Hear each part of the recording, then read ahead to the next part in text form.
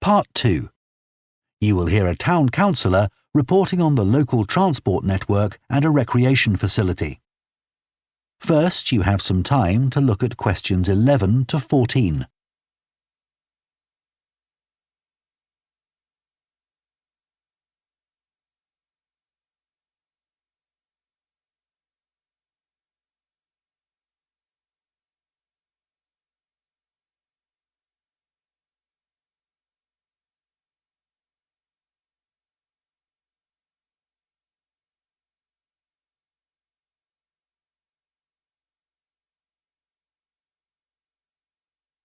Now listen carefully and answer questions 11 to 14. Right, next on the agenda we have traffic and highways. Councillor Thornton. Thank you. Well, we now have the results of the survey carried out last month about traffic and road transport in the town. People were generally satisfied with the state of the roads.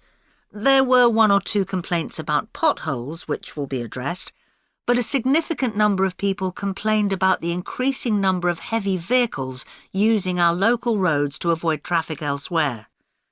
We'd expected more complaints by commuters about the reduction in the train service, but it doesn't seem to have affected people too much.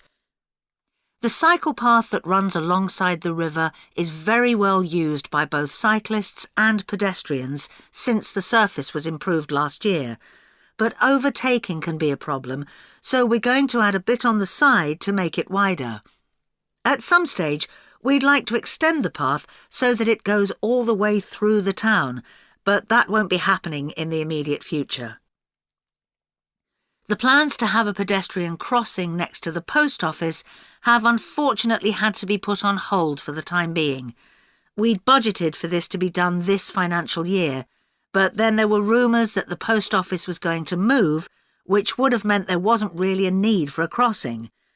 Now they've confirmed that they're staying where they are, but the Highways Department have told us that it would be dangerous to have a pedestrian crossing where we'd originally planned it, as there's a bend in the road there, so that'll need some more thought.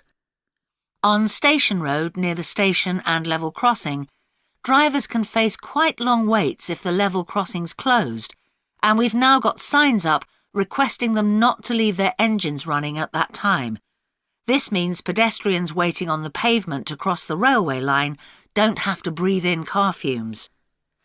We've had some problems with cyclists leaving their bikes chained to the railings outside the ticket office, but the station has agreed to provide bike racks there.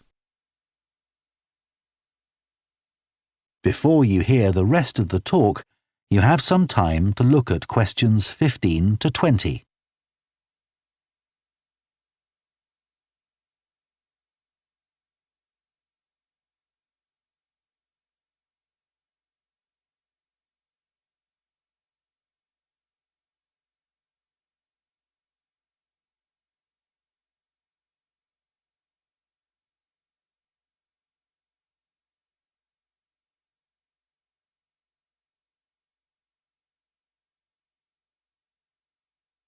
Now listen and answer questions 15 to 20.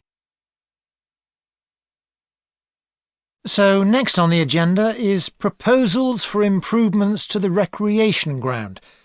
Councillor Thornton again. Well, since we managed to extend the recreation ground, we've spent some time talking to local people about how it could be made a more attractive and useful space. If you have a look at the map up on the screen, you can see the river up in the north and the community hall near the entrance from the road. At present, cars can park between the community hall and that line of trees to the east, but this is quite dangerous for pedestrians, so we're suggesting a new car park on the opposite side of the community hall, right next to it. We also have a new location for the cricket pitch. As we've now purchased additional space to the east of the recreation ground, beyond the trees, we plan to move it away from its current location, which is rather near the road, into this new area beyond the line of trees. This means there's less danger of stray balls hitting cars or pedestrians. We've got plans for a children's playground which will be accessible by a footpath from the community hall and will be alongside the river. We'd originally thought of having it close to the road, but we think this will be a more attractive location. The skateboard ramp is very popular with both younger and older children. We had considered moving this up towards the river, but in the end we decided to have it in the southeast corner near the road. The pavilion is very well used at present by both football players and cricketers. It will stay where it is now, to the left of the line of trees and near to the river, handy for both the football and cricket pitches. And finally, we'll be getting a new notice board for local information, and that will be directly on people's right as they go from the road into the recreation ground. That is the end of Part 2. You now have half a minute to check your answers to Part 2.